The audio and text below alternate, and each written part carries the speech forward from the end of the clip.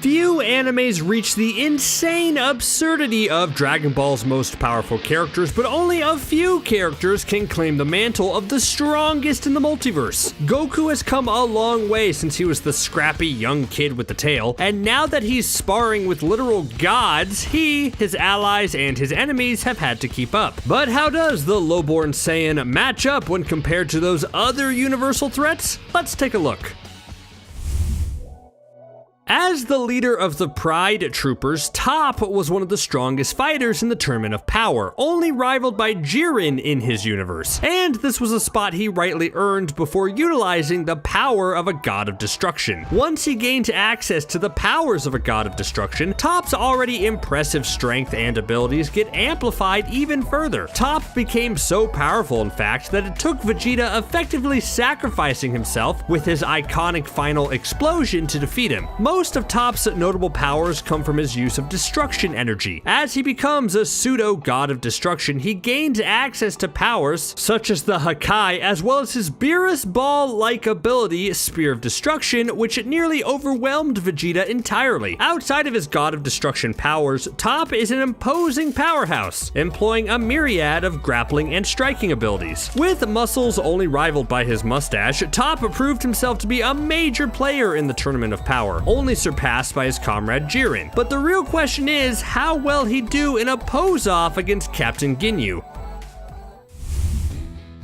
As the main antagonist of the Galactic Patrol Prisoner Saga, Moro rapidly gets stronger and stronger as the arc goes on. At first, Vegeta is able to defeat him with relative ease, but by the end, it takes both Goku and Vegeta gaining new abilities to take down the old wizard. Moro is a rarity in the world of Dragon Ball in that, unlike nearly every other character that uses ki, Moro primarily uses magic. This gives him an insane variety of abilities that dwarfs most standard ki users. Moro's most powerful magic ability is undoubtedly his energy absorption, which quickly allowed him to outpace both Goku and Vegeta's power levels. Unlike many other energy absorption users, Moro was able to drain an entire planet of its energy. It was only through a new ability gained by Vegeta, Forced Spirit Fission, that Moro was able to be reduced to a manageable level of power. Though ultimately, Moro merged with the power of the Earth and the Angel Mirrors, so Goku had to take the Goat Wizard down with a giant ki avatar of himself.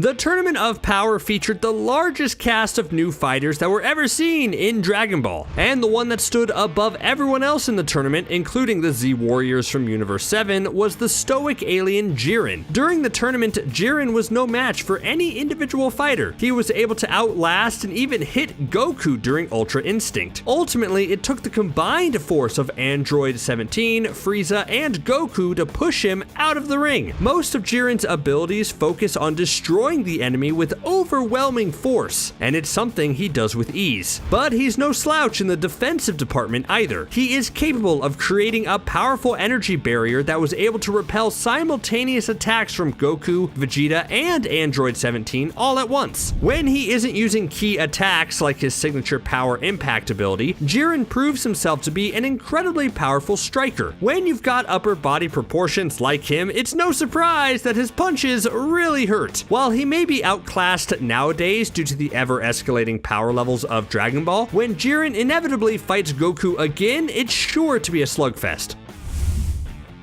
Piccolo is one of the most beloved characters in Dragon Ball, but when it comes to power, he's been sorely lacking for a very long time. However, these days came to a sudden end after his appearance in Dragon Ball Super Super Hero, where he gains a fresh new transformation. Piccolo's new transformation, known as Orange Piccolo, represents the massive buffer that the Namekian King needed to keep up with the rest of the Z fighters. This form sees Piccolo turn extra buff and, well, orange. When he wants to go all the way with his power, he can combine this form with his potential Unleashed form and his giant Great Namekian form. When combined with his potential Unleashed form, this makes Piccolo an extremely powerful fighter. But as powerful as this new form is, it wasn't enough to best the new and improved iteration of Cell. It's great to see Piccolo brought back up to par with the other Z fighters. Hopefully, now he can be more than just the technical commentator for every fight in the series.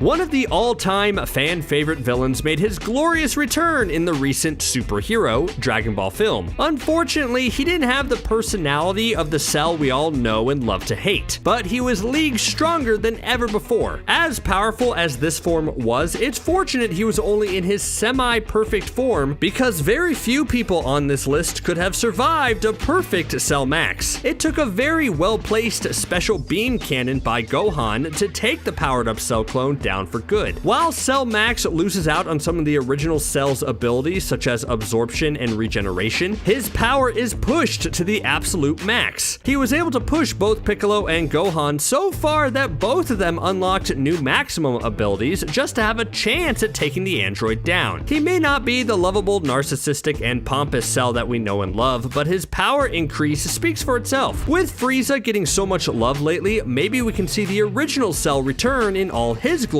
as well. Gohan has been in a very similar position to his mentor Piccolo in recent years, relegated to the sidelines in most major conflicts. This all changes in the latest movie when Gohan unlocks his awesome new form. Gohan never really reached the same heights he had achieved when defeating Cell or fighting Majin Buu, but with his new form, Gohan Beast form, it looks like that might be changing soon. As the ultimate form of Gohan's potential unleashed power-up, the Gohan Beast form is incredibly powerful and skyrockets Gohan's strength near the likes of Goku and Vegeta. Gohan achieved this form the same as how many forms are obtained in Dragon Ball. He saw Piccolo get destroyed by the Big Bad and got really angry. In fact, this transformation is very similar to the way that Gohan first achieved Super Saiyan 2 with Cell finishing off Android 16. This form is so strong that Gohan was able to defeat Cell Max, who had just absorbed simultaneous attacks from a number of Z fighters with one well-placed special beam cannon. The future is looking bright for the former strongest Saiyan ever. Here's hoping that he gets more time to shine going forward. The only thing surprising about Goku being on this list is that he is this low, but when you consider some of these later heavy hitters, it's no surprise why. As the series protagonist, Goku has often been the strongest around, but as more threats make themselves known and his allies continue to improve, he is fighting harder than ever before to be the strongest fighter. Goku is a bit of a goofball, but he takes his training extraordinarily seriously and is a prodigy with a genius mind for martial arts. His tenacity and natural talent have always kept him near the peak of any power ranking list, and it's been well earned. In the Dragon Ball Super era, Goku's primary focus has been to gain a greater understanding of Ultra Instinct and how to best utilize it. Unlike Vegeta, who's going down a more offensive path, Ultra Instinct, when perfected, makes Goku nearly intangible. Goku has a nearly endless pool of abilities, transformations, and talents that he can pull from at any time, which gives him a massive edge in battle. Not to mention that his ki energy is nearly endless and only ever starts to deplete against the strongest of opponents. It's safe to say that as long as Goku stays on top of his training and takes his heart medication, he will continue to be one of the strongest characters in the series. Vegeta fans, rise up! The Prince of Saiyans has finally stepped out of Goku's shadow and is forging his own path, and fittingly, it's the path of destruction. Whereas Goku is trying to perfect the defensive ability of Ultra Instinct, Vegeta is mastering the more offensive and perfectly fitting Ultra Ego. Instead of training in Ultra Instinct with Whis, Vegeta decided to enlist the help of Beerus and learn a more destructive combat ability in Ultra Ego. While you could make the case for Goku being ahead of Vegeta, they are so closely matched right now that Vegeta deserves it just for the change of pace. Also, Vegeta was able to force Granola to use more of his power in order to defeat him. Ultra Ego is, in essence, the direct opposite of Ultra Instinct. Whereas Ultra Instinct helps you avoid damage, damage taken while in Ultra Ego makes the user stronger. In this form, Vegeta's ki is identical to that of a god of destruction, giving him all the abilities of one. The obvious downside of Ultra Instinct is that it makes the user bloodthirsty and reckless, fitting for Vegeta, but dangerous if not properly reined in. It will be awesome to see how much more Vegeta and Goku can diverge in their abilities, and which one leads to greater success. With these opposing powers, it largely comes down to who could outlast the other.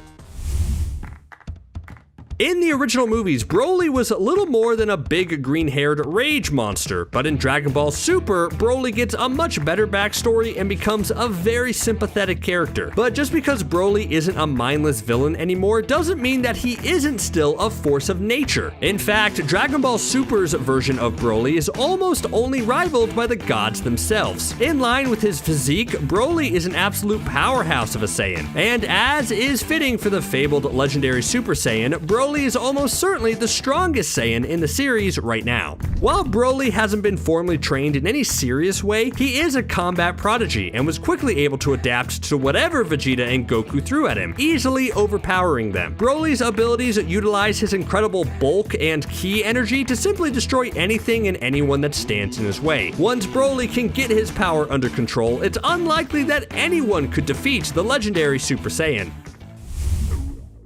A fairly recent addition to the Dragon Ball Super manga, Granola is a sympathetic antagonist who wants revenge against Frieza and the Saiyans. We may forget it now, but the Saiyans were a conquering army that destroyed and enslaved countless worlds under Frieza's banner. Though unbeknownst to Granola, he only survived the assault on his world due to the kind actions of a Saiyan, Goku's father, Bardock. Granola is an excellent bounty hunter and sniper, but it's only when he summons the dragon of his home planet that he becomes one of the strongest mortals in the universe. After his transformation, Granola was just above that of both Goku and Vegeta in their mastered Ultra Instinct and Ultra Ego forms respectively. Ultimately, Granola realizes that his quest for vengeance is misguided and joins Vegeta and Goku against Gas. With the power increase from his wish, Granola is undoubtedly one of the strongest mortals in Dragon Ball.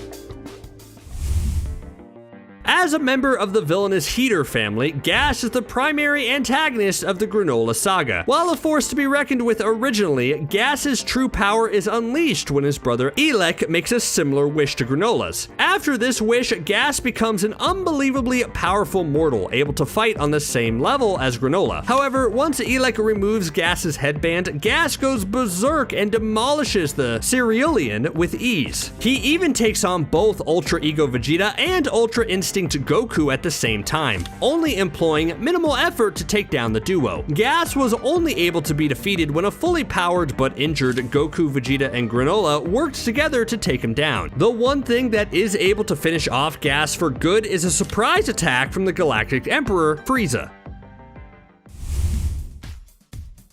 With his official resurrection in Dragon Ball Super, Frieza is back in the fray, and with his near effortless defeat of Gas, he may just be the biggest threat in the universe. Frieza suddenly appears on the Cerealian homeworld where Granola, Vegeta, and Goku are fighting Gas and ends the life of Gas and his Heater brother Elec in an instant. He then transforms into his ultimate form, Black Frieza. In this form, Black Frieza is able to take down both a fully powered Vegeta and Goku with nearly no effort on his part.